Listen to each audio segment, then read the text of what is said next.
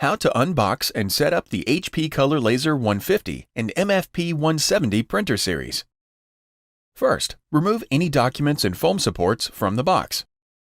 Take the printer and all cables out of the box. Take the printer out of the plastic bag and then remove all tape and foam supports from around the printer.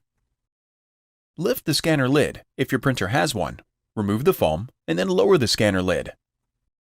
Open the toner cartridge access door. Remove the plastic and foam brace, and then close the door. Slide the input tray out of the printer. Remove the tape from the input tray, and then flip open the dust cover. Slide out the paper length and width guides, and then load up to 150 sheets of paper into the tray. Adjust the guides so they touch the edge of the stack, and then close the dust cover. Slide the input tray into the printer. The input tray does not fully slide into the printer when paper is loaded. Plug in the printer, and it turns on automatically.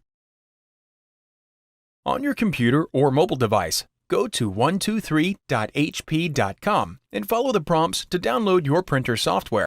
Before heading ahead into the video, in case you are facing any issue with your Netgear range extender device, get in touch with our Netgear experts. Thanks for watching, and don't forget to smash that like button and hit the subscribe button so that you don't miss any of our videos, and in the case face any problem, get in touch with the experts.